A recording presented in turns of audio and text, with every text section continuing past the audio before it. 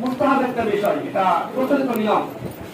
কুরবানিতে এরকম বিষয়, কুরবানি করার ক্ষেত্রে যে ওয়াজিব কুরবানি আছে আমাদের উপর, যাদের ওয়াজিব, যারা এই আইয়ামে নাহার অর্থাৎ 10, 11, 12 জিলহজ মাসের 10, 11, 12 এটাকে বলা হয় আইয়ামে নাহার, অর্থাৎ এই 3 দিন কুরবানি করা কি ওয়াজিব।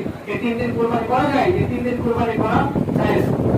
তো আমাদের যাদের উপর একটা আত্মীয় স্বজনের জন্য, আরেকটা গরিবদের জন্য, তো যেরকম ভাবে আমরা বন্ধন করে যাতে আমাদের প্রতিবেশী, বিশেষ করে আমাদের আশপাশের প্রতিবেশী, তাদের যেমন আল্লাহ রাসূল বলেন যে সবচেয়ে নিকৃষ্ট গুনাহ হলো, জুলুমের মধ্যে একটা হলো শুধুমাত্র জুলুম মানুষকে মারা দ্বারা করা হয় না, জুলুম মানুষকে অনেকভাবে করা যায়। কথার দ্বারা মানুষকে জুলুম করা যায়, আচার আচরণের দ্বারা মানুষকে জুলুম করা যায়, ব্যবহারের দ্বারা মানুষকে জুলুম করা যায়। ওরকমভাবে আমি কোরবানি করলাম, কোরবানি করার পর আমার প্রতিবেশী এসে কোরবানির গোশত পেল না, এ থাকলো, তাহলে এটা এক ধরনের জুলুম, এটাও জুলুমের অন্তর্ভুক্ত।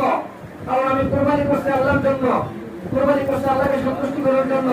আমার প্রতিবেশী সে কোরবানির হক পেল না, আমার প্রতিবেশী সে আমার কোরবানির অংশীদার হতে পারলো না, আমি কি দিয়ে আমরা কি করি, ব্যবহার করাই, জমাই করাই।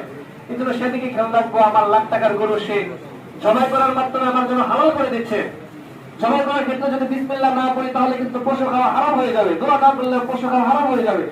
সে দোয়া পড়ে বিসমিল্লাহ করে আল্লাহর নাম নিয়ে সে সুন্নত তরিকায় পদ্ধতিতে আমার গরুটাকে সে